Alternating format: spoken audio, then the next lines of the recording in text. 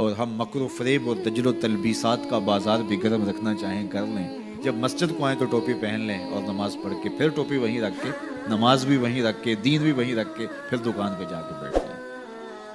تو وہ میاں جو نماز پڑھی ہے وہ دکان پہ بھی ساتھ لے کے جائیں، وہ دینداری آپ کے دفتر میں بھی آپ کے ساتھ ہونی چاہیے۔ لیکن ایسا نہیں ہے۔ میں ایک بات کہتا ہوں کہ اگر اس طرح کا دین چلتا ہوتا تو ابو جال کو کیا مسئلہ تھا کہ اس کی جھوٹی سرداری بھی چلتی رہتی، اس کا مکر و فریب بھی چلتا رہتا، اس کا سب کچھ چلتا رہتا اور ساتھ ساتھ دین بھی چلتا رہتا۔ لیکن اسے پتا تھا کہ دین لانے کا مطلب یہ ہے کہ بلال کے ساتھ کندھے سے کندھا ملا کے کھڑا ہونا پڑے گا۔ دین لانے کا مطلب یہ ہے کہ سر سے لے کر پاؤں تک اسلام کا نظم قبول کرنے اور اسلام کا طرز حیات اختیار کرنا پڑے گا۔ تو اسلام لانے کا مطلب یہ ہے کہ جب ہم مسلمان ہوئے تو پھر حضور کا دیا ہوا سارا نظام ہم اپنی روحوں میں اتار لیں گے۔ تو مجھے اور آپ کو اپنی خواہشات، اپنا طرز زندگی، اپنا انداز معاشرت حضور کے لائے ہوئے نظم کے مطابق اختیار کرنا پڑے گا۔ صرف نمازوں کا نام ہی دین نہیں ہے، سر پہ امامہ رکھ لینے کا اور داڑھی سجا لینے کا نام ہی دین نہیں ہے۔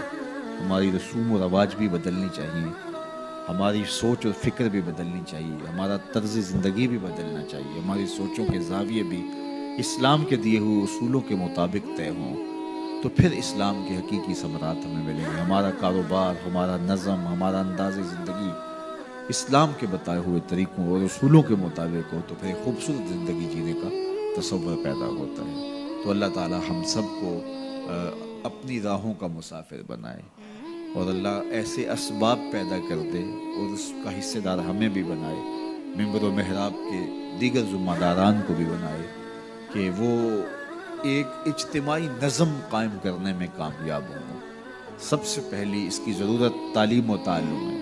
میں تو یہ کہتا ہوں کہ بہت سارے ممبر و محراب کے وارثوں کا اور وہ جو مسند نشین لوگ ہیں، ان کا اپنا فہم دین ہی ناقص ہے، یعنی اپنا شعور دین ہی کامل نہیں ہے۔ تو جب ان کا اپنا فہم دین ہی ناقص ہوگا تو یہ کس طرح پھر ایک اجتماعی نظم کے ذریعے اسلام کی حقیقی شکل اور صورت پیش کر سکتے ہیں۔ تو اللہ کرے کہ اس طرح کا کوئی نظم پیدا ہو کہ شعور کی دولت سے ہم اسلام کی جو حقیقی تھیوری ہے اور اسلام کا حقیقی جو مزاج ہے اس سے پہلے ذمہ داران کو آگاہ کر سکیں، اور پھر اس کے بعد جو ہے وہ ایک کوشش اور جد و جہد کے نتیجے کے اندر ایک خوبصورت نظم پیدا ہو سکے۔ اللہ مجھے آپ کو اپنی رحمتوں کے حصار میں رکھ کے دنیا آخرت کی بلائیاں اللہ ہم سب کا مقسوم کرے، اور جب تک جئیں حضور کے غلام بن کے جئیں، اور جب موت آئے تو حضور کی غلامی میں آئے۔